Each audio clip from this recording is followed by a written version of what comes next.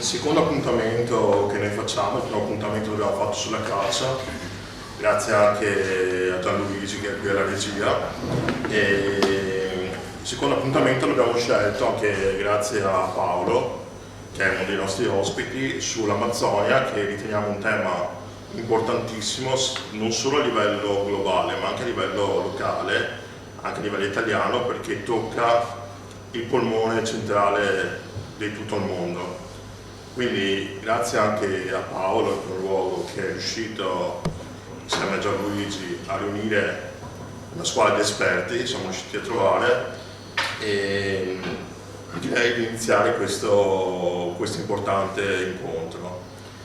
E abbiamo Francesca Casella, che è di Survival International, che molti conoscono anche per via web e non solo, per i tantissimi articoli che ci sono stati durante questi anni sulle condizioni del sistema, diciamo così, ambientale del mondo. Poi Lucia Capuzzi, che è una giornalista di Avvenire, che molti avranno visto anche in televisione su TV2000 se non sbaglio, ha fatto diversi incontri. Paolo Perlasca, che è un riferimento del territorio per quanto riguarda il WWF, si è impegnato soprattutto, molti ricorderanno la sua battaglia per le tartarughe nel nido degli alberoni. E poi Paolo Gianni Fazzini, che ringraziamo, che adesso è saluto dal pubblico, che verrà qui a dirci la sua, fa parte della pastorale del patriarcato di Venezia e stile di vita. Bene, io mi fermo qui, lascio la parola a Francesca. Grazie mille. Magari mi sentite anche senza microfono? No, vai con no, lo tengo, era solo perché siamo in pochi e... No, ma non c'è nessun problema, lo tengo in mano, spero di essere in grado di gestire un po' le diapositive. Intanto grazie di averci invitato e di averci dato la possibilità di venire a raccontare il nostro lavoro e i pericoli che incombono sulle popolazioni indigene, in particolare appunto dell'area amazzonica. Qui diceva che tanti di voi ci conoscono, io non ne sono tanto sicura perché purtroppo, anche se la nostra è l'associazione più grande a livello mondiale a occuparsi di questioni indigene, siamo anche l'unica, a dire il vero, a difendere i diritti dei popoli indigeni di tutto il mondo, quindi senza focalizzarci in particolare su nessuna area geografica. Ecco, purtroppo non siamo ancora molto noti, per cui vi invito poi anche a prendere magari materiale informativo alla fine di questi incontro, a farmi domande, a parlarne in modo che io possa magari così soddisfare qualche curiosità in particolare. Vediamo di arrivare subito a dei dati, a parlare della questione indigena in cifre. Quando i portoghesi arrivarono in Brasile, più ovviamente di 5 secoli fa, nel paese vivevano almeno tra i 5 e i 6 milioni di indigeni, ma si tratta sicuramente di un dato sottostimato. Dopo qualche secolo di persecuzioni, di violenze, di stermini, di riduzioni in schiavitù, i popoli indigeni crollarono drasticamente fino a un minimo di 250.000 persone, toccato intorno agli anni 60. Da allora hanno cominciato a riprendersi e le ultime statistiche oggi parlano di una popolazione indigena nel solo Brasile pari a circa 900.000 persone. Sono dati che sono stati forniti dall'Istituto Socioambientale del Brasile proprio a gennaio, quindi poche settimane fa. Sono 900.000 persone suddivisi in almeno 305 popoli distinti e di questi a questo numero appartengono almeno anche tra i 40, i 50 o le 100 tribù cosiddette incontattate. Il numero è molto vario, diciamo, stiamo dando numeri che variano, sballano del 50-100% quasi, perché ovviamente non esiste ancora una mappatura precisa delle aree di residenza e soprattutto, e questo è uno dei pochi dati incoraggianti di questo nuovo millennio, se ne scoprono ogni anno di nuove. si pensava che addirittura non esistessero più, e invece ce ne sono appunto così tante solo in Brasile, ma anche in altre parti del mondo, nella Papua Nuova Guinea, nelle isole Andamane, nell'America meridionale molto meno, una maggior concentrazione dopo il Brasile sia in Perù, qualcuna in Paraguay e una solo in Argentina. Dicevo che si sono ripresi i popoli indigeni a partire dagli anni 60, perché? E su questo il motivo è anche legato al fatto che in quegli anni per la prima volta finalmente comincia ad essere denunciata in modo sistematica la persecuzione contemporanea dei popoli indigeni. Quindi guardate bene, non mi sto riferendo ai massacri che nei secoli precedenti avevano sterminato la maggior parte della popolazione indigena, ma a dei crimini che venivano commessi proprio in quegli anni contro i sopravvissuti. Crimini così efferati che non lasciavano praticamente scampo in tantissime regioni, soprattutto in quella amazzonica, alla maggior parte delle tribù, tant'è vero che oggi della maggior parte dei popoli che vivevano in quell'area non si ha più nessuna traccia, mentre di altri popoli è rimasto solo un sopravvissuto, ne sono sopravvissuti 2 o 3. I popoli incontattati sono probabilmente i popoli che sono sopravvissuti ai massacri di quell'epoca e che lo hanno fatto rifugiandosi nelle aree più remote ovviamente del paese, nelle aree più profonde della foresta amazzonica, rifuggendo ogni contatto con l'esterno, perché per esperienza appunto il contatto poteva significare soltanto morte per violenza, oppure a causa delle malattie importate dall'esterno verso le quali loro non avevano difese immunitarie. La denuncia sistematica di quello che accadeva nei loro confronti ha una data di inizio precisa, che è il 23 febbraio del 1969. Lo dico con un pochino di orgoglio, perché con un pizzico insomma appunto di orgoglio, perché è la data con la quale noi segniamo la nascita di Survival International. Il Sunday Times inglese decise di mandare in quel periodo il suo giornalista di punta, Norman Lewis, il grande Norman Lewis, a investigare sulle voci sempre più insistenti che venivano da quel paese circa il massacro in corso nel profondo dell'Amazzonia. Norman Lewis riuscì a avere per le mani il dossier compilato dal procuratore generale incaricato dal governo brasiliano di investigare, che documentava in più di 5.000 pagine oltre 1.000 crimini diversi, che andavano dalla distribuzione di cibo avvelenato con l'arsenico alla sgancio di bombe dagli elicotteri sopra i villaggi indigeni, alla contaminazione di distribuzione di vestiti col vaiolo, alla riduzione in schiavitù, agli stupri sistematici, ai massacri. Poi quel dossier scomparve nel giro di pochissimo tempo dopo la sua compilazione, ma Norman Lewis ormai l'aveva visto, e l'articolo che ne uscì dal titolo Genocide, che appunto fu pubblicato il 23 febbraio del 1969 sul Sunday Times inglese, scioccò l'opinione pubblica di tutto il paese. Arrivarono all'editore decine e decine di lettere di sgomento da parte delle persone più colpite da questa vicenda, e l'editore aveva la brillante idea di mettere in contatto fra loro quelli che lui pensava avessero più chance di intervenire e fare qualcosa, e da quella riunione è nato appunto Survival International. Nei decenni successivi fu soltanto l'opera principale di Survival della Croce Rossa Internazionale e dell'Aboriginal Society appunto a dare spazio e visibilità a questi massacri attraverso missioni costanti sul territorio. Chiusa questa parentesi, nel Brasile oggi, questi ripeto sono dati aggiornati a gennaio, esistono 721 territori indigeni, cioè aree riconosciute come terre tradizionali, ancestrali dei popoli indigeni. Di queste circa 480, per la precisione 486, sono già stati riconosciute, cioè demarcate come territori indigeni, e molti di questi hanno anche lo status di riserve. Invece 235 stanno ancora aspettando il completamento di questo riconoscimento, o addirittura non sono per niente nemmeno ancora in vista appunto di un completamento.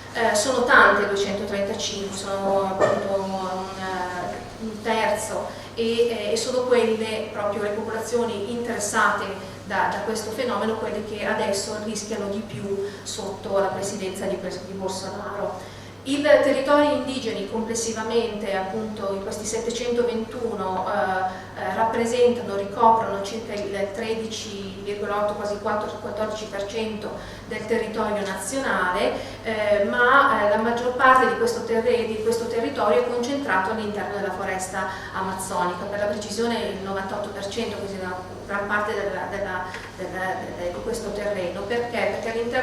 Perché nel territorio amazzonico i territori indigeni riconosciuti sono più larghi, hanno più grandi dimensioni, e questo però non corrisponde al numero della popolazione che vi abita, perché se da un lato appunto il 98% si trova all'interno dell'Amazzonia, in realtà questi territori sono abitati appunto da meno della metà della popolazione indigena totale del Brasile, che si invece è distribuita in altre aree e vive in condizioni veramente molto molto precarie in territori molto molto piccoli, circondati per lo più da allevamenti, disboscamenti, grandi infrastrutture o addirittura città. Bolsonaro, come sapete, è entrato in carica a gennaio, il 1° gennaio, e non avrebbe potuto iniziare il suo mandato in un modo peggiore, perché il primo atto ufficiale che ha fatto equivale letteralmente a una dichiarazione di guerra ai primi popoli del paese. Che cosa infatti ha fatto, mantenendo la promessa elettorale in questo senso? Ha trasferito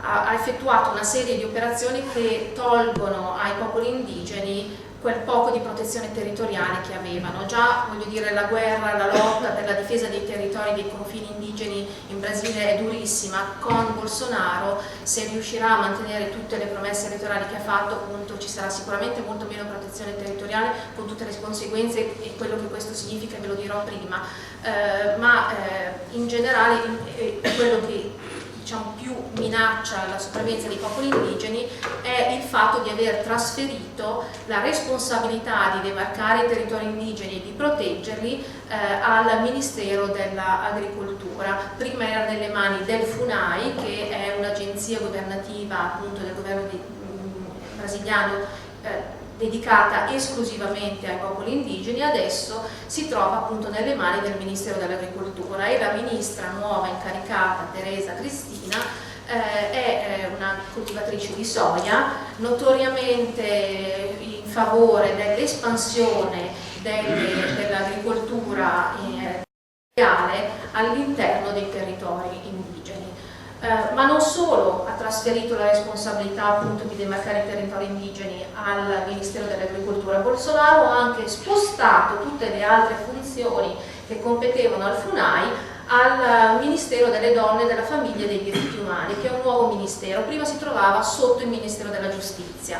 Questo nuovo ministero è nelle mani di un'altra, ahimè famigerata donna, chiamata Damares Alves, che è una predicatrice evangelica estremista, fautrice di una legge terribile che da anni la lobby evangelica sta cercando di far approvare al governo, che prevede, su semplice segnalazione anche anonima e senza prove, la possibilità di togliere la patria potestà, quindi il ruolo di genitori, ai bambini indigeni in caso di sospette violenze o maltrattamenti. È ovviamente una manovra che richiama ovviamente tutto il fenomeno della generazione rubata dell'Australia, che sicuramente molti di voi hanno sentito nominare, per il quale solo recentemente il governo australiano ha chiesto scusa, oppure le scuole residenziali del Nord America, che hanno distrutto e cancellato molte culture appunto native. Si tratta di una legge volta sostanzialmente a cancellare l'identità indigena, togliendo, sradicando i bambini dalle loro comunità. Ovviamente tutte queste manovre, sì. Scusi, approfitto che lei sta parlando di questa signora Damares. Lei ha creato questa cosa per anche proteggersi, perché lei ha tolto una bambina indigena di una tribù che è nelle sue mani adesso, e la media brasiliana è scoperto che ha tolto senza nessun diritto. Certo. Salutare. È un personaggio molto discusso sotto tanti punti di vista, ma basta che sfogliate, digitate il suo nome su internet, salteranno fuori aneddoti di tutti i tipi. Dicevo che togliere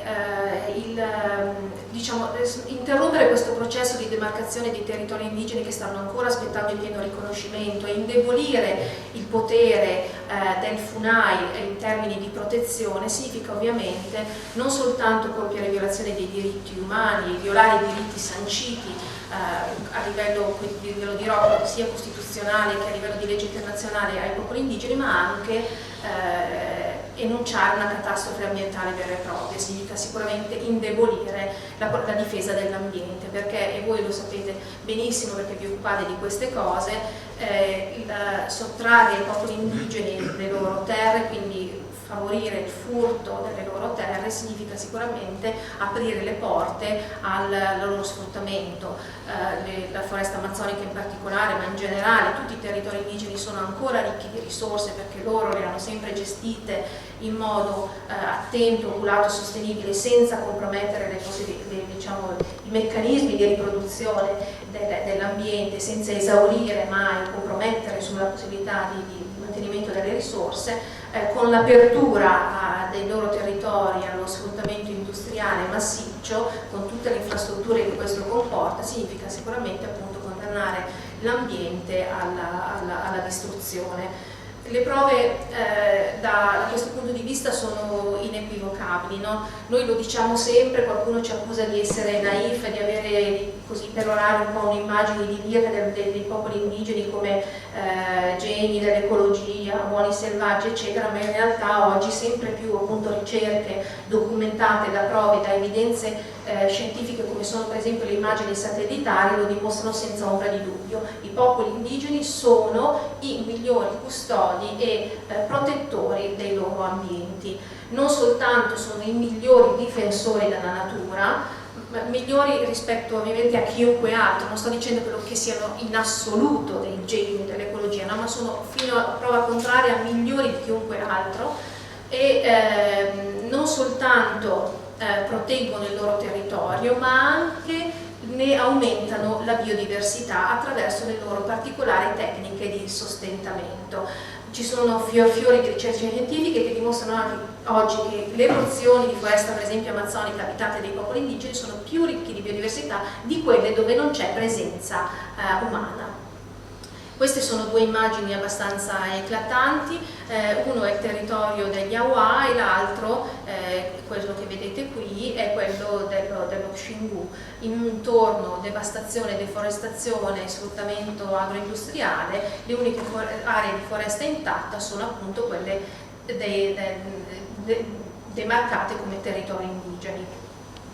Non è un caso se l'80% della biodiversità terrestre si trova nei territori indigeni a livello mondiale e se i 200 luoghi a maggiore biodiversità della terra sono terra indigena, non è un caso, e per questo risulta ancora più paradossale, questo per fare un accenno soltanto a quello che dicevi prima, rende ancora più paradossale il fatto che nel momento in cui questi territori, in virtù di questa loro ricchezza, vengono trasformati in parchi, in generale la legge o un processo assurdo e controproducente porta in generale all'allontanamento, allo sfratto dei popoli indigeni che quei territori li hanno conservati ricchi di biodiversità o addirittura alimentati in quanto tali, ma ne parleremo un'altra volta se volete, che potrebbe essere un bel momento di confronto. Bolsonaro è famoso per le sue dichiarazioni razziste che non possono che alimentare odio e violenza. Già il Brasile soffre il più alto tasso di uccisione dei difensori dei diritti umani e dell'ambiente di tutto il mondo. Con le dichiarazioni che Bolsonaro ha fatto, la violenza nei confronti dei popoli indigeni non è che destinata purtroppo ad aumentare. Perché molti si possono sentire oggi istigati ovviamente ad agire dalle sue dichiarazioni e soprattutto dalla speranza sempre più concreta e massiccia di poter rimanere impuniti per i crimini commessi. L'impunità è da sempre un problema cronico all'interno del Brasile, adesso rischia di diventare appunto una piaga e una minaccia di genocidio vera e propria. Questa è un'immagine di una tribù incontattata che forse avete visto sui giornali, perché abbiamo fatto fare il giro del mondo quando una troupe del FUNAI, sorvolando un territorio della foresta amazzonica con un telescopio diciamo potentissimo dato dall'università tedesca, individuò in modo molto chiaro appunto alcune comunità incontattate in un'area di foresta dove si sospettava che esistessero, ma dove appunto il governo negava che appunto potessero vivere e sopravvivere. Abbiamo deciso così collaborando in questo caso con il FUNAI stesso di diffondere queste immagini per dimostrare al mondo l'esistenza inequivocabile di questi popoli che, pensate, addirittura il governo peruviano, perché questa popolazione si trova al confine tra i due paesi, diceva fosse una leggenda come quella del mostro di Loch Ness che noi avevamo inventato solo per poter legittimare il controllo di quel territorio forestale. Divulgare questa immagine ha aperto un grande dibattito e ha aperto gli occhi, l'attenzione dell'opinione pubblica internazionale sulla questione dei popoli incontattati che fino al 2012 quasi nessuno appunto trattava. Vediamo qui se riesco a farvi vedere.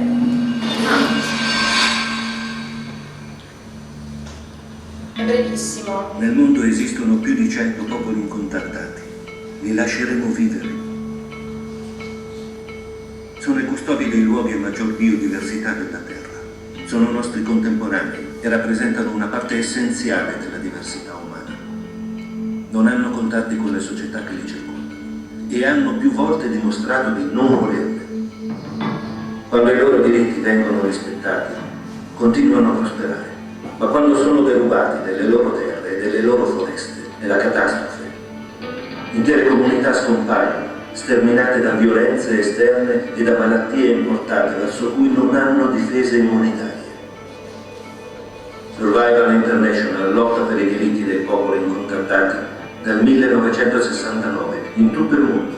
Non ci arrenderemo fin quando le loro terre non saranno protette.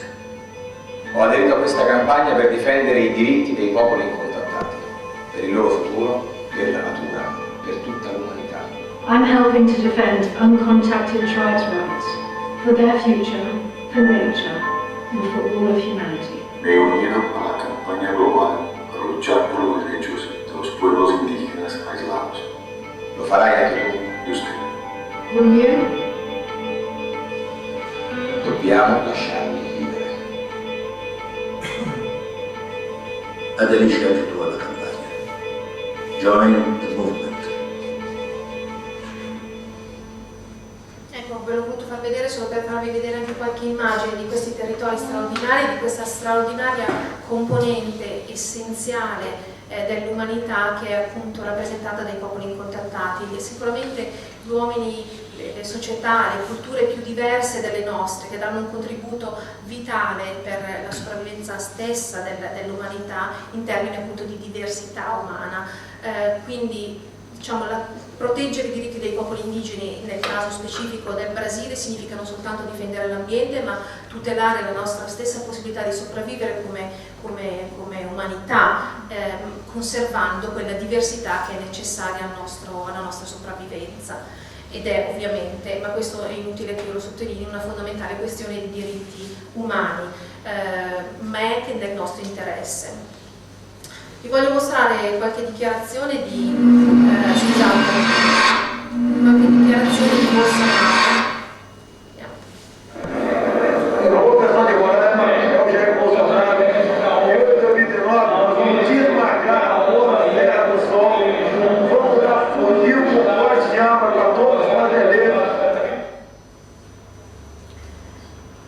Bolsonaro ha fatto dichiarazioni incredibili durante la sua sua campagna elettorale ma anche precedentemente. Ne abbiamo raccolte alcune con tanto di prove documentali.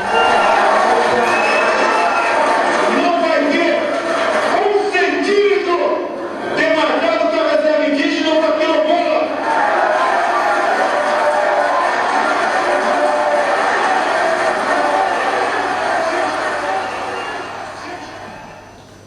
Ma ha detto anche cose come il riconoscimento delle terre indigene è un ostacolo per l'agrobusiness, ha detto gli indigeni puzzano, non sono istruiti e non parlano la nostra lingua, ha detto anche è un peccato che la cavalleria brasiliana non sia stata efficiente quanto quella americana nello sterminare i suoi indiani. Sono tutte affermazioni reali che abbiamo appunto documentato a riprova di quanti appunto fanno finta di non saperle, magari fra i suoi stessi elettori o le vogliono negare. E come dicevo prima, incitazioni sicuramente all'odio razziale che non potranno che peggiorare e minare la sicurezza dei popoli indigeni di tutto il paese. Un personaggio come la ministra appunto di questo nuovo ministero della donna e dei diritti umani ha anche come obiettivo quello di evangelizzare i popoli indigeni ancora isolati, quindi costituisce una minaccia veramente molto forte per la sopravvivenza di queste ultime popolazioni incontattate. Proprio recentemente abbiamo avuto notizia di un missionario arrestato per essere entrato illegalmente appunto in un territorio incontattato. Sicuramente si è sentito legittimato e giustificato dal farlo da queste dichiarazioni. Nel momento in cui i territori indigeni vengono tolti al controllo delle loro comunità, delle loro popolazioni, comincia la devastazione ambientale. Da quando Bolsonaro è stato eletto ci sono già stati effettivi e reali episodi di invasione che sono stati in qualche modo sicuramente stimolati dalle sue dichiarazioni. Per esempio questo è il territorio degli Urueu in cui in questo momento stanno entrando decine di tagliatori di legna illegali, ma ci sono altri territori in cui ancora per fortuna si tratta solo di minacce. Questo per esempio è quello che riguarda gli Awa. Si stanno radunando molti coloni intorno al territorio di questa popolazione che è uscita recentemente dal contatto e che ha ancora però molte famiglie isolate nel folto della foresta, e si stanno riunendo con l'obiettivo di ritornare nel loro territorio da cui grazie a una campagna di survival nel 2014 sono stati espulsi in modo totale, con la distruzione totale delle segherie legali che avevano aperto, delle loro villaggi, accampamenti, eccetera. Non so se avete all'epoca sentito di questa campagna, l'avevamo definito gli Awa la tribù più minacciata del mondo, avevamo fatto manifestazioni in tutto il mondo che poi nel giro soltanto di qualche mese riuscì appunto a indurre il ministro della giustizia a intervenire appunto lanciando la più grande operazione militare mai condotta dal governo brasiliano contro gli invasori dei territori indigeni, espellendoli completamente. Non voglio dilungarmi molto, vado verso il mouse, eccolo qui.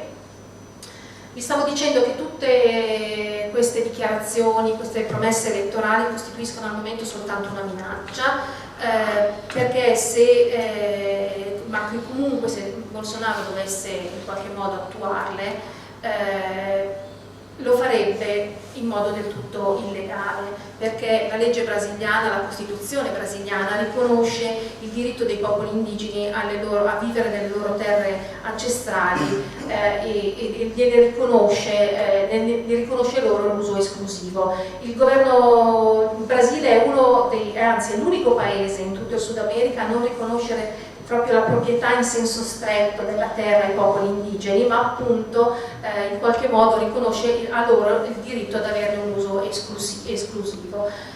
Violando, cioè se Bolsonaro dovesse non soltanto smettere di demarcare i territori indigeni per i quali è in corso questo processo di riconoscimento, ma dovesse anche ridurre i territori già riconosciuti come ha promesso di fare, violerebbe appunto la Costituzione brasiliana, la legge internazionale che il governo brasiliano ha firmato in tutte e due le sue versioni, quella più vecchia e quella più nuova, in particolare la Convenzione ILO 169 con l'Agenzia delle Nazioni Unite. Potrebbe farlo come? tentando di modificare la Costituzione, quindi, che è uno dei tentativi che è già in atto da un po' di tempo e per la quale sta premendo la lobby dei latifondisti, è un decreto conosciuto come PEC 215 che legittimerebbe l'apertura dei territori indigeni allo sfruttamento in particolare minerario ma anche agricolo. Ovviamente le popolazioni indigene non stanno a guardare, hanno già cominciato ad organizzarsi e a resistere. A gennaio c'è stata una manifestazione che è stata la più grande manifestazione di protesta indigena mai organizzata all'interno del paese, con il sostegno del resto del mondo, perché si è appunto verificata in segno di solidarietà anche in altri paesi. Questa manifestazione è stata denominata Gennaio Rosso perché gli indigeni hanno, come avevano già fatto in un'altra occasione, dipinto di rosso tutte le strade nelle quali manifestavano per segnare tutto il sangue che era già stato versato da loro sia durante i massacri sia per i tentativi di difendere le loro terre. Gli indigeni stanno cercando di inficiare tutti i tentativi di modificazione della Costituzione e le promesse elettorali di Bolsonaro ricorrendo alla legge, quindi stanno portando in tribunale i suoi progetti di legge e le sue dichiarazioni per impedirne l'attuazione, ma stanno anche organizzandosi a resistere, cercando e chiedendo la solidarietà internazionale, perché come dimostrano anche tanti successi che sono avevano raccolto nel corso degli anni, soltanto mantenendo altissima la pressione su quel paese, su quel governo, potremmo avere la speranza che queste promesse non vengano mantenute e che i diritti dei popoli indigeni vengano rispettati.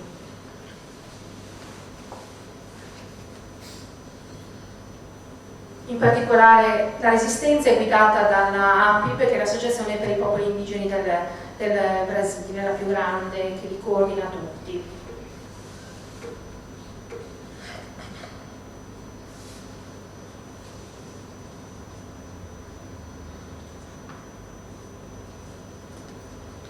Queste sono immagini appunto di questo gennaio rosso, sangue indigeno, non una goccia di più. E queste invece sono un paio di immagini delle manifestazioni che, per esempio queste, in questo caso quelle che noi abbiamo organizzato in vari paesi del mondo in contemporanea per dare loro sostegno e visibilità. Qui siamo a Londra e qui invece a Milano. Siamo di fronte sicuramente a una delle crisi umanitarie più urgenti e gravi del nostro tempo. Abbiamo assolutamente bisogno di continuare a sostenere i popoli indigeni in questa loro resistenza per garantire loro la possibilità di continuare a vivere e superare anche questa ennesima minaccia, che è una minaccia, ripeto, di genocidio senza esagerazioni. Come Survivor ci stiamo impegnando a fare tante cose, appunto restare al loro fianco, difenderli dagli attacchi ai loro diritti contenuti nei presidi di sorveglianza verso i loro territori e a contrastare qualunque tentativo di indebolire legalmente i loro diritti. Chiunque può contribuire a sostenere sia noi che loro facendo tam-tam, diffondendo tutte le notizie che si riescono a raccogliere sui social, aiutandoci in vari modi a continuare a investigare per poter documentare in modo inequivocabile le violazioni dei diritti che subiscono e continuando a mantenere, come dicevo prima, alta l'attenzione del mondo su queste atrocità. Non disperiamo, i popoli indigeni stessi stanno cercando di anche mantenere alta la speranza e l'ottimismo nel resto del mondo, perché loro dicono se non sopravviveremo noi non ci sarà futuro nemmeno per il resto dell'umanità, quindi è una lotta, una battaglia che dobbiamo portare avanti tutti insieme.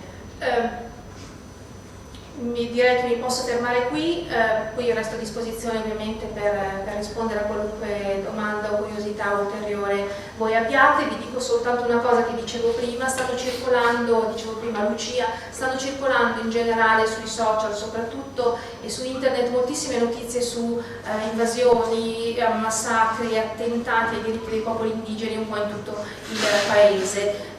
La maggior parte sono falsi. Si tratta di tentativi ovviamente da parte della lobby agroindustriale e di quella dei disboscatori, oltre che dei movimenti evangelici, di far pensare e credere che ormai la corsa verso l'invasione e l'accaparramento dei territori indigeni sia avvenuta e sia non più fermabile.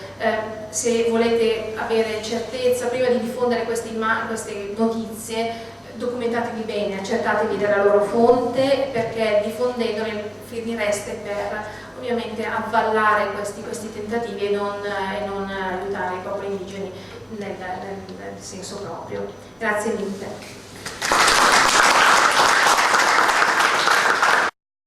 Per avere notizie ufficiali la pagina altri siti internet survival.it, oltre che i due social che sono Twitter e Facebook. Per Facebook c'è la pagina italiana che è Survival.it, quindi per avere notizie ufficiali, come capita spesso che ormai siamo invasi da fake news, consiglio di seguire direttamente le pagine più veritiere. Passo la parola a Lucia. Buonasera a voi, innanzitutto grazie per la vostra presenza qua. Non è comune che delle persone escano una sera d'inverno, anche se è una bellissima giornata, a ascoltare a un incontro dove si parla di Amazzonia. C'è molta fatica a far entrare nei nostri argomenti, nelle nostre conversazioni quotidiane questo tema, l'Amazzonia, perché sembra qualcosa di completamente estraneo alla nostra quotidianità. E in questo senso contribuisce anche una certa narrativa, spesso anche molto ben scritta, o una serie di film che dipingono l'Amazzonia come un altro mondo. Da una parte un'affermazione che contiene una parte di verità, perché l'Amazzonia dal punto di vista naturalistico, dal punto di vista paesaggistico è completamente diverso da quello che può essere un habitat europeo, questa foresta preponderante dalle 1000 sfumature di verde, dove ti senti assolutamente piccolo, assolutamente non in grado di affrontarla, ti senti indifeso perché capisci che la natura ti sovrasta. Dall'altra parte però questa affermazione contiene una parte forte di deresponsabilizzazione. Se è altro mondo, se è completamente diverso da noi, quello che accade là forse non ci riguarda più di tanto. Quindi il primo sforzo che si deve fare è cercare di capire che l'Amazzonia non è altro mondo, è il nostro mondo, dove anzi le logiche del nostro mondo si manifestano nel modo più violento e più immediato, perché non ci sono tante mediazioni, perché non ci sono tanti filtri come da noi. In Amazzonia si vede il lato oscuro del nostro sistema economico, politico e sociale. Perché dico questo? Perché a lungo lo sviluppo anche dei paesi occidentali, ma degli stessi paesi del sud del mondo, del resto appunto del paese, si è basato su una logica estrattiva, ovvero sull'estrazione di risorse da determinati territori. Non sono fondamentalista, non sto dicendo che le risorse naturali non vanno usate. Quando si parla di momento di sistema estrattivo si parla però di uno sfruttamento intensivo di quelle risorse in un periodo molto limitato per garantire il massimo profitto nel minor tempo possibile. Questo sistema qua da noi ha un volto molto più gentile, molto meno evidente. In Amazzonia si vede il lato oscuro, si vede la violenza che implica quel tipo di sistema, sia sulla natura, sia sulle persone che abitano quei luoghi. Perché altro mito da sfatare assolutamente è che l'Amazzonia sia uno spazio vuoto di foresta.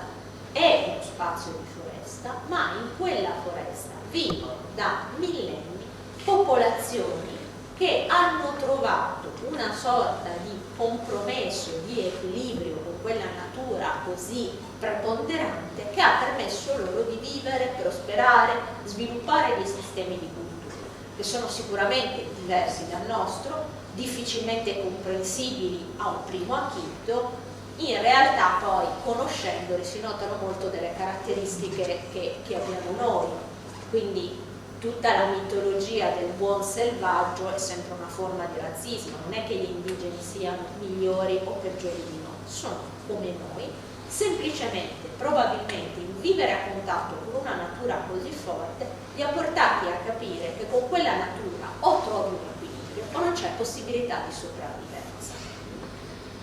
E quindi un approccio alla natura che è molto diverso da quello con cui si è formata la società occidentale, la civiltà occidentale di sfruttamento della natura. E in Amazzonia si mostra il lato più oscuro, quello sfruttamento delle risorse implica la morte della foresta, ma implica la morte diretta di intere popolazioni. Molto spesso qua si ha un'immagine molto romantica, anche molto ingenua dei difensori dei popoli indigeni o della lotta dei popoli indigeni. Il mio amico che si occupa dell'argomento da anni dice sempre: non è la lotta per gli alberelli, tra molte virgolette. Si parla della vita di intere popolazioni e di persone che vengono sterminate nella più totale impunità. Perché? Perché l'Amazzonia è un bacino di enormi risorse, dalla più immediatamente riconoscibile, che è quella dello spazio, è uno spazio infinito che non viene utilizzato né per l'allevamento diretto o indiretto e che quindi è sottratto allo sfruttamento economico, ma sia perché nel suo sottosuolo sono intrappolate quantità di metalli impressionanti, dall'oro ai diamanti al coltan, il legname, gli animali in via di estinzione e tutta una serie di risorse che sono concentrate in territorio amazzonico. Questo ha spinto prima gli antichi conquistatori, poi dopo le ondate successive di popolazione a cercare di conquistare l'Amazzonia, perché pur essendo altamente inospitale è estremamente attraente. Ovviamente uno sfruttamento dell'Amazzonia oggigiorno non è possibile se le grandi imprese transnazionali non godono di una serie di protezioni da parte dei governi che anche dovrebbero amministrare quei territori. Un po' la lontananza geografica, generalmente i governi sono posti nelle sedi amministrative, quindi nelle sedi centrali, quindi il fatto di essere decentrata, sia soprattutto la distanza culturale e mentale, nella migliore delle ipotesi, quando non la connivenza, porta che in territorio amazzonico quelle transnazionali possano tenere dei comportamenti ambientali che già da noi sono stati vietati da tempo. Penso una su tutte le modalità di estrazione dell'oro, le miniere a cielo aperto che usano appunto cianuro piuttosto che mercurio per appunto filtrare l'oro. In Europa, negli Stati Uniti e in Canada è una pratica vietata da tempo. In Amazzonia si fa, piuttosto che appunto nel resto del continente. Si fa perché è lontano, perché è industriale. Una occasione appunto di visibilizzazione quest'anno sarà la scelta, non solo per chi appunto è credente, ma anche solo appunto a livello di dibattito culturale, la scelta di Papa Francesco di convocare a ottobre un sinodo straordinario sull'Amazzonia, provocando anche un certo sgomento all'interno dei cristiani, anche fra quelli più praticanti, per cui tanti si sono chiesti che cosa c'entrava la Chiesa, che cosa c'entrava appunto il Vangelo con l'Amazzonia. In realtà molto spesso in questi, abbiamo citato prima le sette evangeliche o evangelicali, bene distinguere tra appunto le confessioni protestanti storiche e la Chiesa cattolica, pur con tutti gli errori del passato, perché ovviamente per cui appunto è stato giustamente chiesto perdono e non ci si stancherà mai di dover chiedere perdono per le connivenze con i massacri compiuti nella prima evangelizzazione. Però appunto in particolare dal Concilio Vaticano II, quindi dagli anni 60 di questo secolo, la Chiesa cattolica, specialmente in Brasile, ha avuto un ruolo importante nell'aiuto, sostegno, nella difesa dei popoli indigeni, semplicemente perché i missionari cattolici sono presenti, sono tra le poche autorità o figure di riferimento presenti nelle comunità amazzoniche, hanno imparato a vivere con gli indigeni e dalla conoscenza di quei popoli hanno capito che appunto sono come noi e come noi meritano una chance di sopravvivenza, che non siano sterminati nell'impunità totale. È nata prima del Sinodo, già da 6 anni, la rete ecclesiale panamazzonica, che è una rete che riunisce assieme le varie diocesi che operano in realtà amazzoniche, si chiama REPAM, la sigla, ed è stata questa rete a promuovere il sinodo, discutere della questione, e poi appunto l'idea è venuta ufficialmente a Papa Francesco, che ha deciso di riflettere sull'Amazzonia insieme a ottobre. È un momento cruciale dell'Amazzonia, il sinodo sarà a ottobre, però già l'anno scorso, gennaio dell'anno scorso, un anno fa, poco più di un anno fa, Papa Francesco è stato a Puerto Maldonado in Perù, nella regione di Madre de Dios, che è una delle regioni maggiormente complicate dell'Amazzonia, perché è crocevia di ogni genere di traffico, in particolare in zona di estrazione di oro illegale. Formalmente dovrebbe essere un'area di riserva di terra indigena, in realtà è di riserva naturale. In realtà su Nuova Madre de Dios si inoltra, non ci sono più alberi in tutta una vasta parte, perché sono stati sradicati completamente per far spazio all'estrazione illegale dell'oro. Sono tutte miniere che non dovrebbero esistere, evidentemente come le ho viste io le vedono tutti, però nessuno interviene per bloccarle. Tra l'altro appunto il traffico, questo genere di estrazione clandestina di oro si mescola alla tratta di donne che vengono portate dal resto del Perù ma anche dai paesi confinanti, perché i minatori che vengono chiamati all'estrazione dell'oro sono tutti molto giovani e soli, e quindi l'unico svago, tra virgolette, è quello di andare con queste donne che vengono costrette in questi postriboli. C'è un posto assurdo, gigantesco, in mezzo al niente, circondata da queste miniere illegali. C'è questa città enorme che si chiama La Pampa, che non è una città. Intorno a una piazza ci sono decine e decine di postriboli clandestini e in mezzo c'è una volta panoramica, e uno dice cosa ci fa, perché però c'è un posto surreale. E appunto quindi si vede la relazione tra violenza contro la natura e violenza poi contro la persona, in particolare contro le persone più fragili. Durante quell'incontro, Papa Francesco è andato lì per incontrare le popolazioni indigene. È stato un incontro molto bello, gli indigeni erano molto contenti dalle popoli indigeni che hanno partecipato, e durante quell'incontro gli ha detto: mai come ora, neanche all'epoca della scoperta, l'Amazzonia è stata tanto minacciata. E quell'incontro è stato considerato, ma lui lo considerava come l'apertura ufficiale del sinodo, anche se poi il sinodo si celebrerà. Però in effetti probabilmente i popoli indigeni vivono una situazione di minaccia che è solo paragonabile a quella della prima scoperta, perché hanno la sfortuna, anche qua tra virgolette, di risiedere in zone dove si concentra una ricchezza enorme, che si hanno tanti interessi a sfruttare. Questo, sempre per stare in termini di Bolsonaro, questo spiega perché il governo brasiliano stia dedicando tanta attenzione al sinodo sull'Amazzonia. Ci sono stati dei casi di spionaggio ai danni della Chiesa brasiliana. Più volte Bolsonaro si è scagliato contro il SIMI, che è l'organismo della Chiesa brasiliana che si occupa della difesa dei popoli indigeni.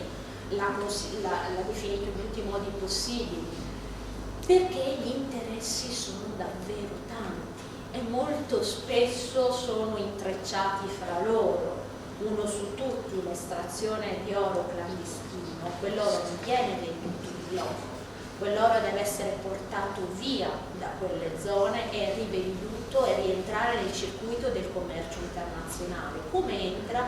Attraverso i 2 grandi centri di lavaggio dell'oro, ovvero di riciclaggio dell'oro, che sono Dubai e che è la Svizzera, e poi dove arriva in tutto il mondo, Italia inclusa. Quindi gli interessi sono così intrecciati che molto spesso è difficile capirli, ma è ancora più difficile riuscire a districarsi e riuscire a capire le relazioni causa-effetto. Quindi c'è questo problema, questo schermo che filtra. L'importante è cercare di capire come l'Amazzonia ci riguardi e l'Amazzonia entri nelle nostre questioni ogni giorno e la vita di questi popoli rientri nelle nostre questioni ogni giorno, perché il nostro stesso stile di vita, i nostri stessi consumi sono legati molto spesso a quelle risorse che provengono dal territorio amazzonico. Questo non per demonizzare il consumo, ma semplicemente per cercare di capire la relazione causa-effetto e capire qualcosa di fondamentale. Se in Brasile gli indigeni organizzano, giustamente fanno molto bene a farlo, delle manifestazioni, delle marce, hanno un impatto. Però le multinazionali, le grandi transnazionali hanno interesse soprattutto a che non venga danneggiata la loro reputazione nel nord del mondo. Quindi il boicottaggio, l'azione di denuncia qua ha un ruolo fondamentale per costringere le grandi transnazionali a adottare dei comportamenti più o meno sostenibili o almeno accettabili nei confronti delle popolazioni nei cui territori si trovano ad operare. Non è un problema d'altri e non è una responsabilità d'altri e non è vero che non ci si può fare niente. La nostra azione ha un impatto diretto e forte, tant'è vero che appunto lo si capisce dalla paura dello stesso Bolsonaro, degli investimenti dello stesso Bolsonaro per ripulire la sua immagine, per mostrarsi come in realtà le sue affermazioni più controverse, poi la leggenda è sempre così, capisce sempre male il giornalista, no? Un politico dice di tutto, poi dice ah non è vero, ha capito male. Ha capito bene, però c'è questo tentativo di mostrarsi appunto con un volto accettabile soprattutto da questa parte di mondo. Quindi l'invito è, mi è fatto molto piacere vedere appunto un pubblico interessato e numeroso a una riunione di questo tipo, continuate a parlare, non voltiamo lo sguardo da parte, perché quello che più uccide, quello che più rende complice è il silenzio. Grazie.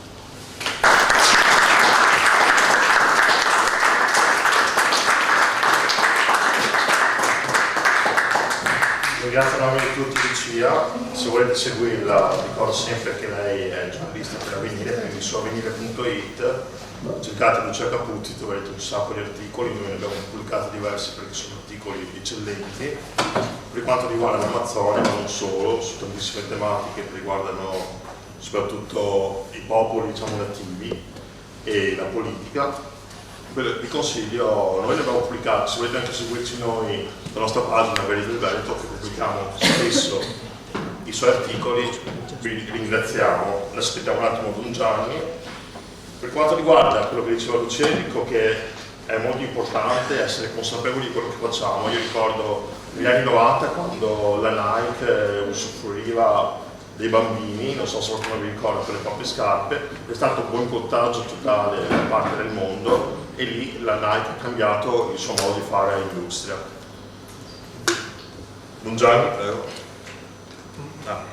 Usare quel suo. Sì. Scusate, posso solo aggiungere una cosa che dimenticavo? Aggiungo relata refero appunto sempre questo amico che è il segretario della Repam, che partecipa a vari incontri internazionali, dice sempre che ci sono due cose che concretamente, oltre a quella di informarsi e di sapere, si possono fare per l'Amazzonia. Uno dice ridurre il consumo di carne 2 volte alla settimana, massimo 2 volte alla settimana, e l'altro è rinunciare a cambiare tecnologia così velocemente, quindi tenersi sostanzialmente il telefonino per più di un anno. Grazie. Anzi, in piedi non perché voglio fare la predica, ma perché sto meglio così. Grazie, ci avete aperto gli occhi su una realtà impegnativa. Io adesso devo un po' disorientarmi, perché che un Papa indica un sinodo vuol dire uno strumento intraecclesiale, di solito si occupa di dottrina, si occupa di sacramenti, si occupa di evangelizzazione, si occupa di... che un Papa dica Amazzonia, un sinodo sulla Amazzonia, è già una cosa sconvolgente. E che lo dica in questo momento. Un sinodo vuol dire chiamare tutte le forze cattoliche a riflettere sulla Amazzonia. Ma la cosa più intrigante è che non dirà le cose che hanno detto loro, pur importantissime, ma partendo da un presupposto che voi cui a voi avete accennato, cioè che quello è lo specchio ingrandito dei nostri problemi. Allora, Papa Francesco dice, io come Chiesa, se voglio parlare della Amazzonia, devo rivedere la Chiesa come si pone davanti a questi problemi. Perché, come la storia dice, no, che è stata proprio la Chiesa che ha avvallato la distruzione delle culture, oggi dice, se la Chiesa non fa una conversione, e conversione vuol dire ribaltamento, noi vedremo aria fritta, diremo cose che bisogna fare, ma Papa Francesco dice ripensiamo alla Chiesa, questo è molto interessante, per cui lui pone come obiettivo mettiamoci in ascolto e facciamoci vicini ai popoli indigeni della Amazzonia. Allora, voi capite che è un atteggiamento completamente... che non è solo così una cosa umanitaria, ma Francesco dice, il problema nostro è che noi abbiamo perso il rapporto con la natura. I consumi, l'industrializzazione, la finanza, la tecnologia ci ha fatto perdere il contatto con la natura. Questa gente invece ce l'ha. Allora non è che dobbiamo diventare tutti popoli indigeni, ma proviamo a interrogarci. Cosa vuol dire essere in reale contatto con la madre terra? Interroghiamoci cosa vuol dire sentirci parte della madre terra. Qui c'è una cosa, un'immagine che mi piace molto, che Papa Francesco ha fregato al patriarca Bartolomeo di Costantinopoli. Dice, se noi pensassimo che tutta la nostra vita è una veste senza cuciture, cioè tutta la realtà è una veste senza cuciture, cioè non c'è il regno animale, il regno vegetale, sì, per carità ci sono, non c'è dubbio, ma c'è una connessione profonda fra tutti gli esseri che dobbiamo risentire nostra. Solo se risentiamo nostra questa connessione profonda con tutti gli esseri, e lui dice, questi popoli indigeni questo lo vivono. Andiamo a imparare da loro. Capite che è proprio una sovversione, no? Il contrario di quella brava pastora evangelica che vuole andare a battezzare tutti quanti, no? Per fregarli tutti, no? Andiamo ad ascoltarli. Allora, questo cambiamento di approccio che non esclude le campagne, che non esclude i movimenti, ma chiede un cambiamento più profondo da parte, lui dice, della Chiesa. Io dico da parte nostra. Un cambiamento esistenziale, per cui la Amazzonia diventa l'appello al cambiamento della nostra vita.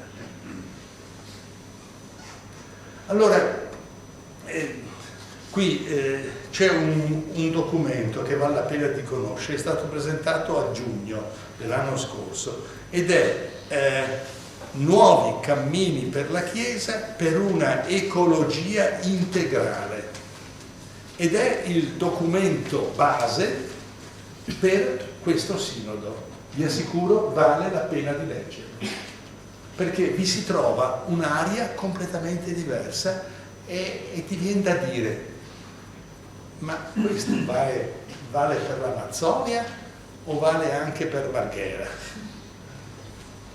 Questo vale per l'Amazzonia o vale anche per Venezia? Questo vale per l'Amazzonia o vale anche per il Veneto?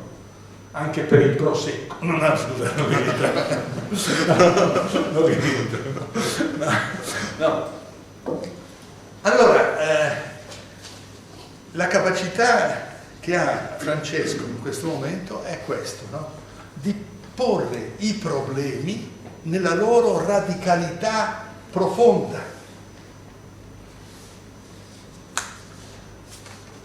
Un altro punto. Lui dice: io so che esistono molte comunità cristiane nella Amazzonia, però queste comunità non hanno l'Eucaristia, e celebrare l'Eucaristia è l'alimento per una vita vera, forte. Cosa dobbiamo fare? Perché non basta che ci diciamo non che sei più missionari, non basta che diciamo non che sei più preti. Cosa dobbiamo fare? Cioè, davanti a questa evidenza, no, di comunità cristiane che non possono celebrare l'Eucaristia, Papa Francesco dice: dobbiamo inventare del nuovo nella Chiesa. Ma voi capite che se Papa Francesco dice dobbiamo inventare del nuovo nella Chiesa con questa radicalità, vuol dire che dobbiamo inventare del nuovo nell'economia, vuol dire che dobbiamo inventare del nuovo nella politica, vuol dire che dobbiamo inventare del nuovo nella cultura. Capite? Allora, il partire dalla Amazzonia vuol dire sentire un grido che ci tocca profondamente e che chiede un nostro cambiamento, cioè che ci dice: guardate che proprio le strutture, ma pensate cosa vuol dire, no, questa cosa, no? Perché da lì Papa Francesco porrà il tema di dire preti diventeranno anche uomini sposati, forse potranno diventare anche delle donne, e ti butta per aria, no? Hai il coraggio di farlo nella Chiesa, perché non abbiamo il coraggio di farlo nella economia? Perché non abbiamo il coraggio di farlo nella politica? Perché non abbiamo il coraggio di farlo sulle nostre feste che facciamo? Ho in mente le nostre sagre in questo momento, vabbè. Ovviamente nelle nostre sagre, no? Che sono una delle cose più simpatiche che possiamo avere, nelle quali facciamo montagne di rifiuti, no? Eccetera. Boh. Però io vorrei così, ecco, capire che questo momento è un momento interessantissimo.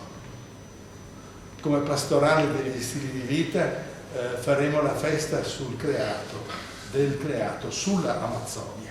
Sì. La faremo questo settembre, il 29 settembre. No?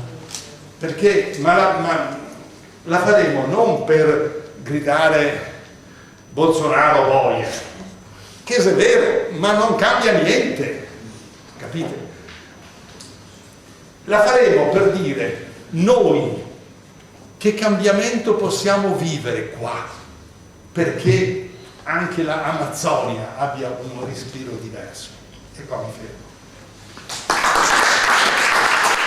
Grazie.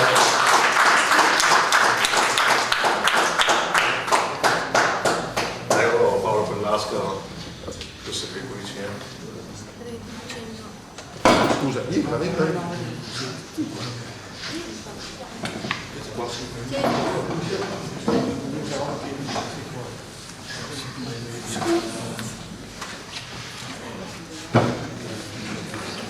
Tanto ringrazio Don Gianni e anche di questo carismatico intervento.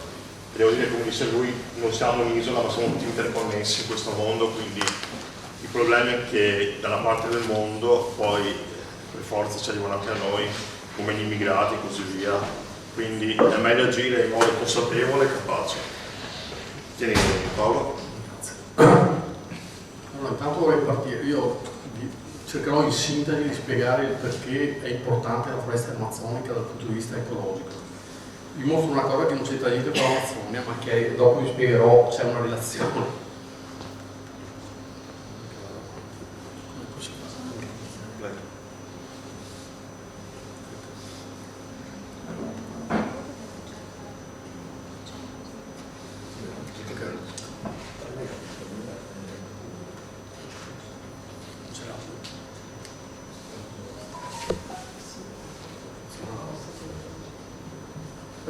Non so se mai avete visto queste immagini, sono state fatte praticamente subito dopo quello che è successo alla tempesta Baia in Veneto, nell'Atro Agordino, e questo scenario di guerra che si vede qua, di alberi caduti, è dovuto al vento del tutto eccezionale che c'è stato il 29 di ottobre, che ha colpito appunto gran parte del Veneto e non solo il Veneto, con venti che hanno raggiunto la forza di un uragano per circa tra un'ora e 2 ore, addirittura si sono avute raffiche, come si fa?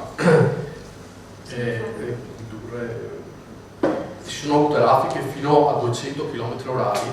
Per fortuna ovviamente non ci sono stati gravi danni a persone o a case, però sono venuti giù intere fette di bosco.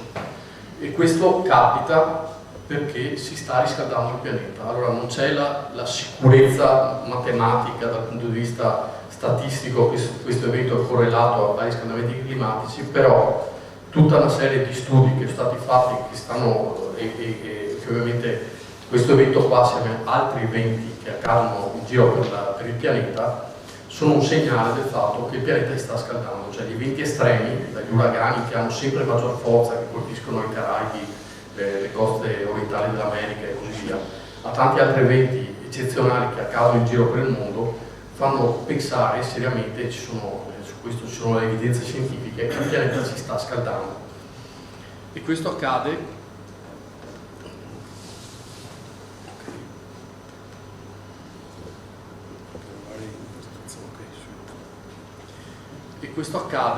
perché purtroppo si sta alterando in maniera molto forte il pianeta con le emissioni di CO2 e si sta alterando l'equilibrio appunto tra la Terra e gli ambienti naturali.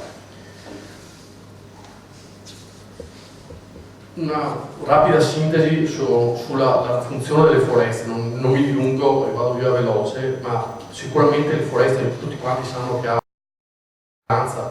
come ambiente per la biodiversità, proteggono, sono un importante serbatoio anche di filtrano le acque, ricaricano le falde, proteggono la fertilità dei suoli, ma il ruolo forse più importante che ci riguarda rispetto ai cambiamenti climatici è che le foreste a livello mondiale assorbono circa il 25% della CO2 che noi emettiamo bruciando combustibili fossili.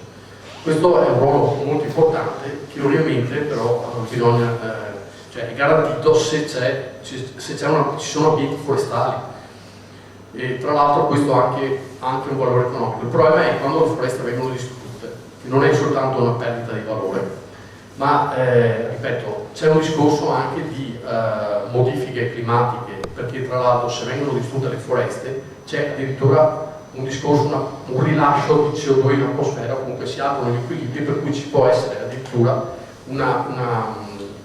contribuiscono alla distruzione delle foreste per una serie di motivi che non sto a spiegare, addirittura ad aumentare il livello di CO2 in atmosfera.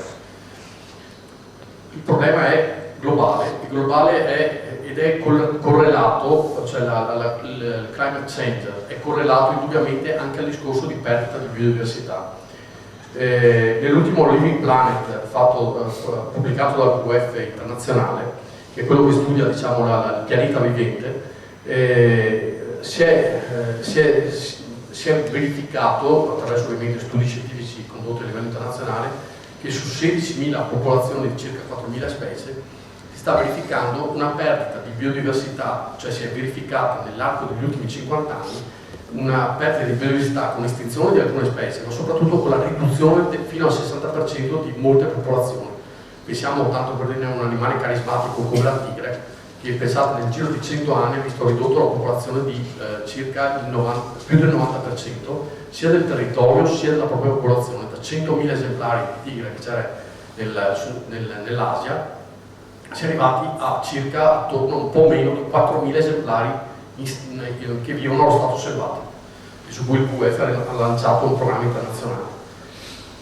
Il problema è ovviamente legato quindi agli ambienti naturali, e sicuramente l'Amazzonia, per quello che rappresenta, per la sua storia, ma soprattutto per la biodiversità che racchiude, ha un'importanza fondamentale, non solo dal punto di vista della biodiversità, ma come vedremo anche dal punto di vista proprio per gli equilibri climatici.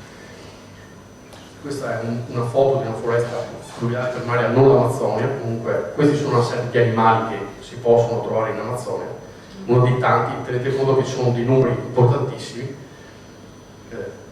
Purtroppo la deforestazione avanza. Tenete conto che negli anni 90 la deforestazione a livello globale era circa di 7,3 milioni di ettari, adesso siamo a circa 3,3 milioni di ettari. Tanto per darvi un'idea dei numeri, 7,3 milioni di ettari sono, 3,3 milioni di ettari sono circa un terzo del patrimonio boschivo dell'Italia. È come se in 3 anni i boschi dell'Italia venissero fatti sparire improvvisamente. Nel giro di 3 anni ci troviamo praticamente in Italia senza più un bosco. Questi sono i numeri attuali. Per fortuna sono diminuiti, però il problema è che il fenomeno avanza. E questi sono i numeri dell'Amazzonia, sono numeri incredibili, è un serbatoio di biodiversità incredibile, tanto per dire le più importanti.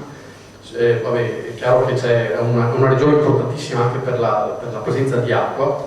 Tenete conto che tra l'altro una parte dell'Amazzonia è garantita dalla evapotranspirazione della foresta stessa, cioè circa il 50% dell'acqua è fondamentale per mantenere la foresta.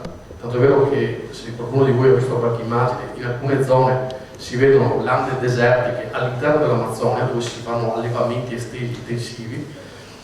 E poi ovviamente ci sono dei numeri incredibili dal punto di vista della biodiversità, dalle 40.000 specie di piante classificate, e ogni anno si scopre magari qualche nuova pianta o qualche nuova specie di animale, a migliaia di uccelli, stiamo parlando sempre di specie, a oltre 100.000 specie di invertebrati, di cui pensate solo 3.000 specie di formiche. Attualmente le specie di formiche a livello mondiale sono circa un po' più di 10.000, solo nel bacino amazzonico abbiamo 3.000 specie di formiche. Il problema è appunto il tasso di deforestazione. Questi sono dei numeri, questo è un grafico che rappresenta bene.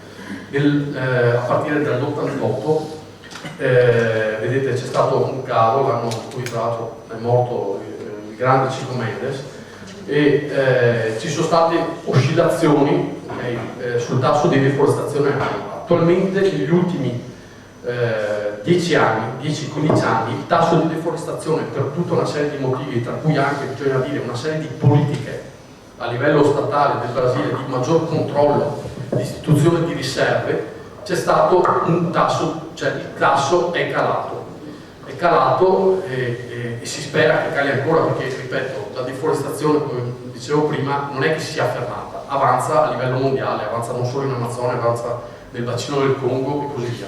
Sicuramente rispetto a questo fenomeno qua il Brasile fa la parte, tra virgolette, del leone, nel senso che, essendo il bacino amazzonico steso per più del 60% appunto nello stato brasiliano, è evidente che la deforestazione è molto marcata, soprattutto appunto nel bacino amazzonico che fa riferimento al Brasile. Però anche altri stati contribuiscono. Questa è un'immagine che abbiamo messo anche che mostra appunto la differenza tra l'altro a destra c'è una regione dove c'è una popolazione che ci vive dentro, a sinistra invece è una situazione dove fuori controllo, dove ci sono allevamenti, dove addirittura appunto, se vedete, siamo sempre nella regione amazzonica, sembra quasi una landa quasi desertica o di savana. Il problema delle tante attività che si compiono, che ci sono in Amazzonia, dalle attività estrattive, a cui ha fatto accenno prima anche Lucia, alle attività agricole, alle strade, perché l'altro problema sono le strade, dopo vedremo un'immagine da satellite di cosa succede vicino alle strade in Amazzonia, al problema ovviamente del taglio del legno, e ovviamente tutte queste attività messe insieme arrivano veramente a mandare in fumo il bacino, la foresta pluviale più importante che abbiamo sul pianeta. C'è un problema legato soprattutto alle attività di estrazione dei minerali, e tenete conto che c'è, sovrapponendo le attività importanti, cioè le zone più importanti per il reperimento di minerali e le zone indigene, fatalità, come diceva prima appunto Lucia Capuzzi, purtroppo sovrapponendo cioè spesso coincidono, ed è evidente che se poi la politica tende meno a proteggere e più a estrarre, è chiaro che si creano sicuramente dei conflitti. Tra l'altro non soltanto c'è un problema di estrazione, cioè del fatto dell'estrazione, c'è un problema anche di standard ambientali con cui viene fatta l'estrazione. Questa qua è un'immagine del WWF che mostra l'ultima tragedia, non so se avete avuto conoscenza, di Brumadinho, nel Minas Gerais, che ha provocato, oltre che un disastro, con anche un sacco di morti. Ripeto, il problema è che molte delle bacini che vengono usati per decantare quello che rimane dell'estrazione dei minerali sono anche con standard di sicurezza bassissimi, appunto, e dopo causano anche tragedie. Sicuramente magari in Amazzonia chissà se ne parla, probabilmente ci saranno altre situazioni tipo Brumadinho che sono pronte, per cui il problema è anche il come vengono fatte certe attività di estrazione. Un'altra cosa importante, purtroppo quello che avviene in Amazzonia ha già un precedente significativo, che è quello che è successo sulla Mata Atlantica. Allora, la Mata Atlantica è la foresta tropicale che rivestiva tutta la costa del Brasile, a partire dalla città di San Paolo fino al nord-est. Ne è rimasto meno del 90% dell'estensione originaria. Questo qua, vedete l'immagine in verde chiaro, c'è l'estensione originaria all'epoca del scoprimento, della scoperta del Brasile. Quello che è rimasto è veramente molto poco. C'è una regione importante tra San Paolo e Rio de Janeiro, e poi c'è nel nord-est, nella zona di Bahia, soprattutto alcuni lembi molto importanti. Soltanto per darvi un'idea, si vede bene da questa immagine, quello che è successo nella Mata Atlantica, l'originale copertura forestale, e vedete che ci sono praticamente veramente dei francobolli, se non di meno. Purtroppo l'Amazzonia la tendenza, la speranza ovviamente è quella che si cerchi di mettere in atto delle politiche per cercare di limitare questa deforestazione, però la tendenza purtroppo la colonizzazione sempre più marcata, lo sfruttamento intensivo sta portando soprattutto gli stati, quelli come vedete da questa immagine, gli stati, e da questa successiva ancora meglio, gli stati meridionali dell'Amazzonia, cioè in particolare Rondonia, il Mato Grosso, il Pará, l'Amapá, hanno avuto dei tassi di deforestazione altissimi. Attualmente la deforestazione della foresta amazzonica, di tutto il bacino amazzonico, siamo tra il 17 e il 18% secondo gli ultimi studi. Quello del Brasile siamo attorno al 20%, ma alcuni stati superano ben oltre, tipo Rondonia, oltre il 30%. E questa è un'immagine da satellite vicino a una città che si chiama Santarém, che è nel Pará, che mostra una strada, okay? Le strade, e vedete la cosiddetta deforestazione a l'ischia di pesce, cioè le strade rappresentano dei punti di entrata purtroppo per tante attività spesso anche illegali, che vanno a togliere via foresta. Okay? E qua entro in sintesi sul perché è importante la foresta amazzonica. Cioè, allora, intanto questo signore qua, non so se qualcuno l'ha mai visto, si chiama Tom Lovejoy, è quello che ha coniato, uno di quelli che ha coniato il termine biodiversità. È uno studioso americano che ha portato avanti il progetto più importante dal punto di vista ecologico per studiare l'effetto della frammentazione sulla diversità biologica, cioè il fatto di frammentare il territorio, di eliminare intere zone di bosco, cosa succede agli uccelli, agli insetti, alle specie vegetali. E ha studiato questo e ha visto tante cose, tra cui appunto che c'è una caduta libera di biodiversità, più si frammenta il territorio. Ma soprattutto recentemente ha pubblicato un articolo che proprio nel 2018 che lui, studioso assieme a Carlos Nobre, che è un altro studioso brasiliano che ha studiato molto l'Amazzonia, ha fatto parte dell'agenzia spaziale brasiliana, è arrivato alla conclusione che il rischio del deforestare l'Amazzonia, che ripeto è quest'anno tutto particolare, è che si possa verificare addirittura la savanizzazione o la desertificazione, si va verso una riduzione proprio cioè un cambiamento del clima dell'Amazzonia, soprattutto in certe aree. Ciò significa che, tanto per capirci, l'Amazzonia ha un regime pluviometrico ben distribuito, soprattutto nei periodi dell'estate australe, e poi l'inverno australe, quindi corrispondente alla nostra estate, la piovosità diminuisce. Si sta già verificando che una variazione dal punto di vista del regime climatico. Ci sono state addirittura pensate siccità nell'Amazzonia e addirittura questo si è oltrepassato i confini dell'Amazzonia e si è esteso addirittura a zone più distanti anche dall'Amazzonia. Tutto questo ha a che vedere con quello che sta succedendo a livello mondiale. In questo grafico, che riporta uno studio pubblicato sul bollettino dell'Accademia delle Scienze Americane, mostra in sostanza quali sono i fenomeni che possono veramente indurre un cambiamento a livello globale e portarci oltre un punto di svolta anche rispetto ai cambiamenti climatici.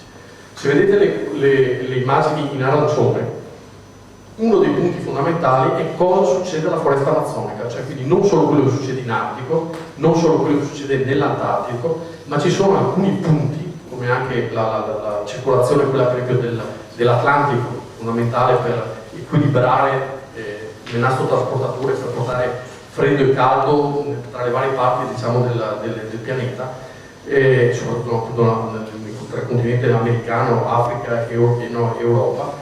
L'Amazzonia ha un ruolo molto importante non soltanto per l'aspetto appunto di assorbire la CO2, ma anche proprio di equilibratore del clima, non solo per il continente brasiliano, ma in generale. Questo è una cosa molto importante. Tenete conto che questo studio qua è stato pubblicato e diciamo, alcuni l'hanno in parte, cioè diciamo che è uno studio pubblicato su una rivista scientifica importante, però diciamo che stabilisce degli orizzonti di lungo periodo, ma non tanto, ma diciamo che in sostanza sostiene che oltrepassando una certa soglia c'è il rischio che i fenomeni di riscaldamento climatico diventino, non dico irreversibili, ma si vada oltre soglie per cui alcune aree del pianeta, si andrà oltre i 5 gradi, praticamente addirittura alcune zone del pianeta diventeranno quasi inabitabili o comunque diventeranno con condizioni estreme di caldo, di aridità, di siccità, per cui ci potrebbe avere una condizione veramente drammatica. Quindi è fondamentale proteggere queste aree. L'altro aspetto importante è sulla biodiversità. Sono quasi arrivato alla conclusione. Tenete conto che la perdita, come ha appunto studiato Tom Lovejoy, la frammentazione del territorio e la distruzione di interi ecosistemi naturali di foresta creano una serie di problemi dal punto di vista proprio della riduzione delle specie e questo non ha soltanto degli aspetti legati alla mancanza di un uccellino o alla mancanza di Questo è un passo tratto tra l'altro dall'enciclica Laudato Si, che proprio focalizza questo aspetto, cioè alcune specie apparentemente insignificanti, come gli insetti pensiamo, ma ci sono tanti altri microrganismi, tipo penso al plancton nei mari e così via, hanno un ruolo fondamentale per l'equilibrio ambientale e non solo.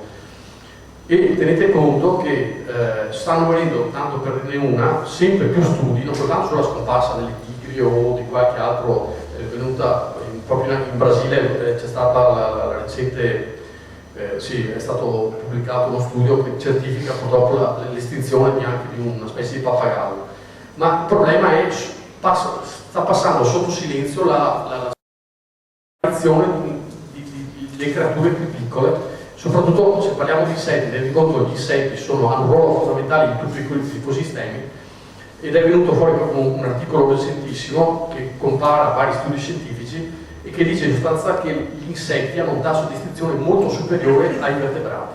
E questo non soltanto è un problema, ripeto, dalla sparizione di determinate specie, ma è un problema di cosiddetta estinzione funzionale. L'esempio più classico è l'impollinazione. Cioè il fatto di le api, no? Adesso si parla molto per fortuna di api, del rischio di alcuni insetticidi che uccidono le api anche qua da noi. Il problema è che le api hanno un ruolo fondamentale per l'impollinazione. Le api, ovviamente molti altri menoti, lepidote e così via, hanno un ruolo fondamentale per l'impollinazione, ma tenete conto che tutti gli insetti stanno alle basi di ogni catena alimentare della vita terrestre. E altro aspetto ancora più fondamentale, molte specie di insetti, a volte microscopiche, hanno un ruolo importantissimo per il ciclo e la decomposizione della sostanza organica che si deposita sul terreno, quindi anche per esempio sulla fertilità dei terreni. Questo è un ruolo importantissimo e chiaramente il fatto di cancellare un ambiente come l'Amazzonia, ovviamente soprattutto per il continente brasiliano, possiamo capire qual è l'importanza di mantenere un ecosistema integro il più possibile. Allora arriviamo alle soluzioni, a quello che si sta cercando di fare. Sicuramente l'aspetto più importante è proteggere il più possibile questi territori. E qua non entro nel merito, ma il Brasile ha un sistema molto complesso di aree protette, in cui rientrano anche tutti i territori indigeni, okay? Ci sono anche le riserve cosiddette estrattive, tanto per ricordare Chico Mendes, che era un seringalista, cioè estraeva il caucciù dagli alberi l'albero della gomma, e però ovviamente facendolo in modo sostenibile, cioè mantenendo la foresta così com'era e usando solo lo stretto necessario. Cioè tutte queste le aree protette integrali, le aree protette dove è possibile consentire un'attività umana, e soprattutto le aree dove ci sono indigeni, è fondamentale che questo sistema di aree protette, non solo in Brasile ma anche nel resto dell'Amazzonia, venga mantenuto.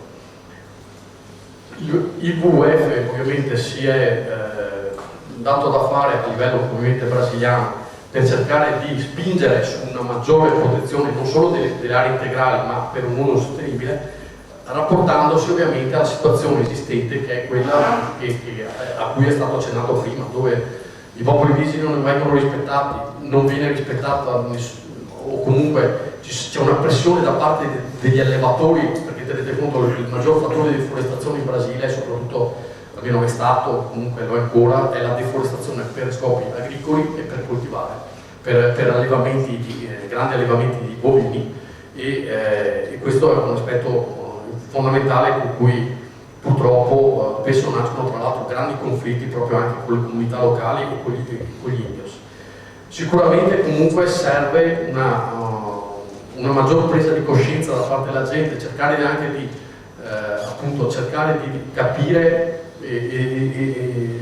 l'importanza di consumare in un certo modo. Cioè è chiaro che sarebbe importante, come è stato accennato prima, che si cercasse di certificare il più possibile la provenienza per esempio del legname da forme di coltivazione sostenibili degli alberi.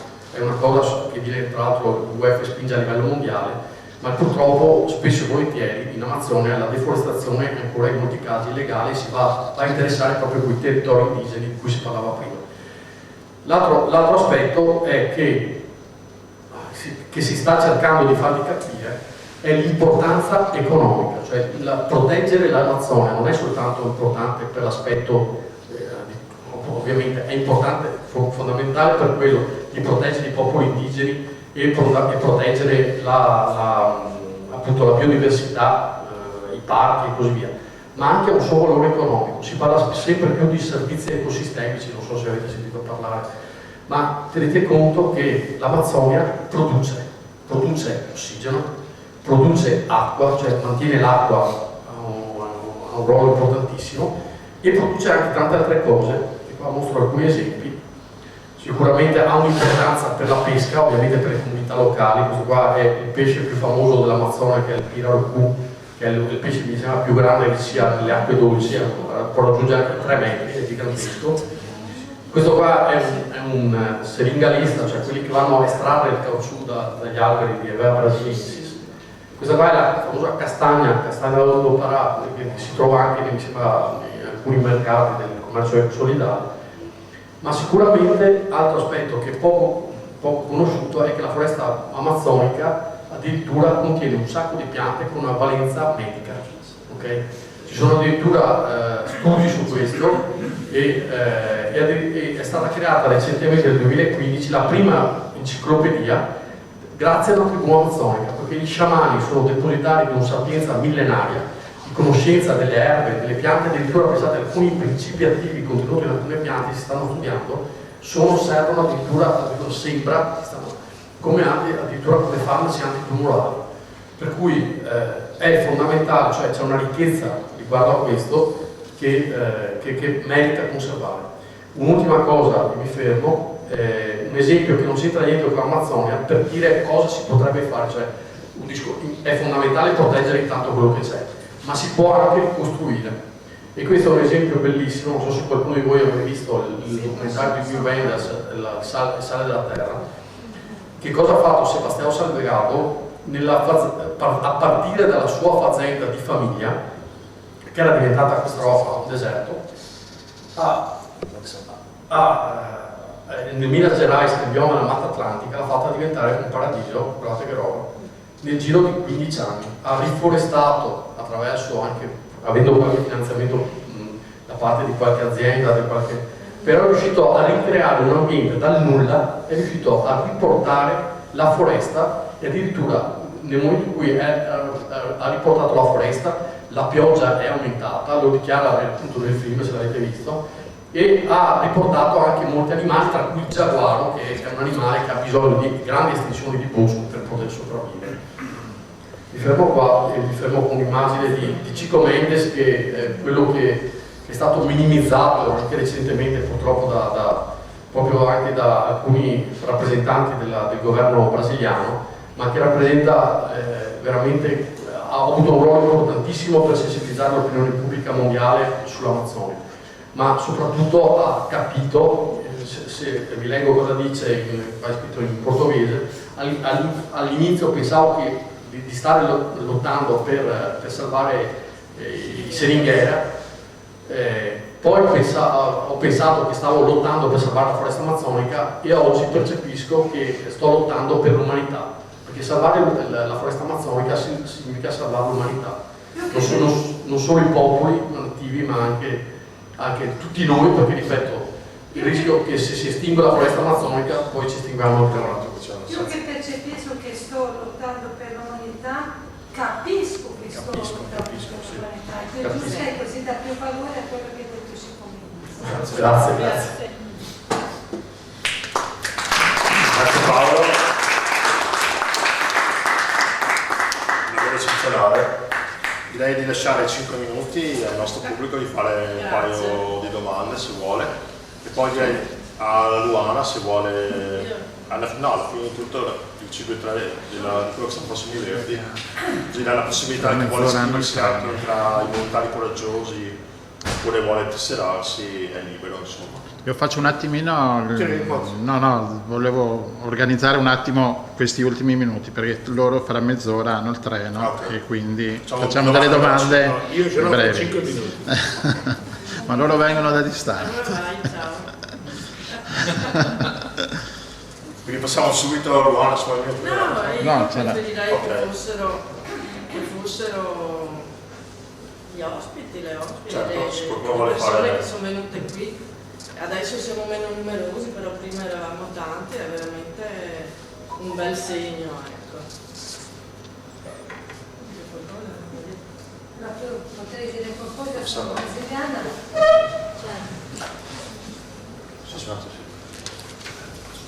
Salve, io sono brasiliana e ho avuto la fortuna di lavorare 4 mesi in Amazzonia facendo un lavoro cinematografico dove ho trovato, sono stata con i tribus a Telemove. Una cosa che secondo me va detto che è importante è che siamo svegliati un po' tardi, mi dispiace dire, ma questa è la verità. Nel senso che l'Amazzonia è il polmone da una vita, adesso c'è scicomenza, queste cose, però capito, sono 500 anni più di conquistadores che non hanno finito fino adesso, questa è la verità. La Chiesa Cattolica per fortuna ha smesso di fare quello che ha fatto malamente e adesso abbiamo questi evangelici orrendi in Brasile, perché io sono andata a vedere una messa d'oro, ma è così. È Assemblea di Dio, Assemblea di Cristo che sorride, Assemblea della Nostra Signora che appassa, cioè ce n'è veramente, non c'è. Uno non deve fare un corso in Brasile per diventare pastore di queste chiese evangeliche. E io, i primi indus che ho avuto contatto, ho dormito con loro, erano così vicini a Manaus che non parlavano, che era una cosa interessante della PAN, dell'Indus, dell'America, io ho conosciuto dei preti parlando lì con la Caritas di Manaus che facevano questo lavoro. Una cosa importante è che c'è una specie di segreteria dell'educazione indigena a Manaus, come c'è per tutto il Brasile e per il resto, e hanno deciso di uniformizzare, perché adesso i piccoli indus non parlano né la loro lingua e hanno chiesto di fare una lingua che stanno cercando di insegnare. Però per esempio le tribus più vicino a Manaus cosa succede? Che loro hanno conosciuto l'altro che non conoscevano, perché non ce n'era. E le donne che dopo hanno avuto questo fascino per la civilizzazione degli uomini, loro non sono ancora abituati come noi a lavorare, allora sono andate a Manaus e sono trovate a fare dei lavori che non erano pronti a fare. E molte donne indigene sono prostitute oggi nell'Amazzonia, perché la civilizzazione è così. La FUNAI fa delle cose interessanti, però bisogna dire che anche noi andiamo lì per fare i nostri bei documentari, queste cose. Quello che io credo che sia giusto è che noi dobbiamo cambiare davvero il nostro modo di vita qua per andare lì, perché se noi diciamo sempre salviamo l'Amazzonia, bella frase, ma è un po' povera per me alla fine, perché noi continuiamo a avere un consumismo sfrenato.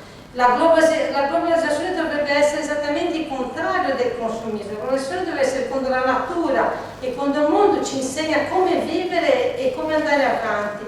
E purtroppo adesso noi parliamo tanto di Amazzonia e va benissimo. Anche io per esempio, pensate che per portare delle cose da San Paolo in Amazzonia tu arrivi fino a un certo punto in aereo in Manaus, ma in mare, per i mezzi, treni non esistono in Brasile. Tu arrivi a Manaus fino a un certo punto per l'estate e dopo devi prendere la barca. C'è una città che è abbastanza vicina a Manaus che si chiama Parintins, dove fanno un carnevale un po' particolare in Amazzonia, che sono 400 km da Manaus a lì. La strada hanno provato a fare tante volte, fortunatamente qualche volta la natura vince su di noi e distrugge le strade che abbiamo costruito. Io l'ho visto questo andando nell'Amazzonia.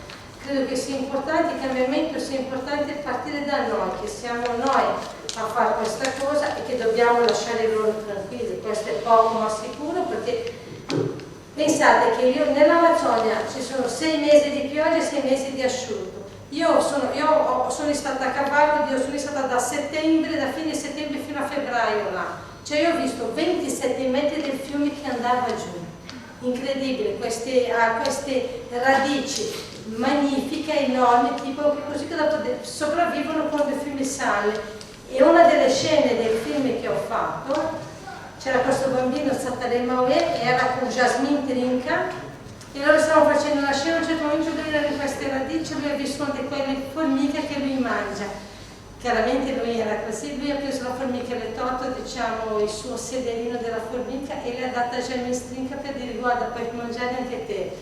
Cioè è stato bello, nonostante non era nel copione ma non era così, nella sua vita infatti noi, ecco, io vi racconto una cosa che per me è stata fondamentale, io sono andata un giorno a Sateremaué, loro producono i guaranà e Sateremaué in Amazzonia, no? Allora loro erano lì e facevano questa specie di salame, era in questa specie di bacinella, in un certo momento il capo della tribù, c'erano tutti là che dovevano fare una richiesta a loro, lui viene da me, toglie, la sua moglie toglie i guaranà, lui appoggia a me e mi dice, puoi berlo. Io ho detto, ma questo è stato fatto come con l'acqua del Rio dell'Amazzonia, queste cose però era un dispiacere se io non avessi bevuto, no? Allora l'ho bevuto e lui mi ha detto, però non beve tutto. Dopodiché, come loro ospiti, lui ha condiviso l'acqua con tutti quanti, alla fine è avanzato un po' di questa acqua del guaranà, lui è tornato a me e ha detto, puoi finirla. E io l'ho finita e per me è stato, per 3 secondi ho pensato, ma devo bere o vero che non bevo? Invece l'ho bevuto, ho condiviso con loro e sono stata nelle loro cose e per fortuna mia, a me non è successo niente, ma loro mi hanno accettato e mi hanno condiviso delle cose con loro, loro sono aperti a noi dobbiamo fare delle cose però dobbiamo lasciare loro lontano dalla civiltà, questo è poco ma sicuro. Grazie. Se qualcuno vuole un'altra domanda, forse lo devo parlare. Io volevo solo dire una cosa, magari prima di andare, volevo solo ricordare il fatto che l'abbiamo visto, no? I popoli indigeni vivono in territori ricchi di biodiversità e di risorse, eccetera. L'ho detto espressamente che il modo veramente migliore per proteggere le loro terre e quindi l'ambiente è riconoscere i loro diritti territoriali, perché sono a tutt'oggi prove scientifiche alle mani i migliori custodi delle loro terre. Ma questo cosa significa? Significa che purtroppo, nonostante questo, manca ancora un riconoscimento effettivo e pratico di questa loro saggezza, di questa loro conoscenza, di queste loro competenze, perché purtroppo il rispetto dei loro diritti umani e territoriali rimane molto spesso soltanto lettera, soltanto viene enunciato a livello di principio e nei documenti programmatici, mai declinato nella pratica. Oggi esistono nel mondo decine di milioni di popoli indigeni che sono battezzati e riconosciuti come rifugiati della conservazione, cioè popoli che vengono estromessi dai loro territori nel nome della conservazione delle terre e della biodiversità, che è un paradosso e avviene per motivi diversi che vanno dalla mancata applicazione dei principi e delle linee guida delle stesse organizzazioni di conservazione che dovrebbero mantenerli nei loro territori e ascoltare e riconoscere il loro diritto al consenso libero, previo, informato quando vengono varati dei progetti, qualunque essi siano, anche di conservazione delle loro terre, ma anche vengono espulsi nel nome della difesa dell'ambiente attraverso la cosiddetta implementazione di misure contro il riscaldamento globale, che vanno dalla cosiddetta energia verde idroelettrica alla produzione di biocarburanti, eccetera, eccetera, che purtroppo vengono ancora una volta fatti nelle terre indigene. Quindi ricordiamocelo, bisogna cambiare il modello anche della conservazione, avere il coraggio di farlo anche in questo senso, e non è facile.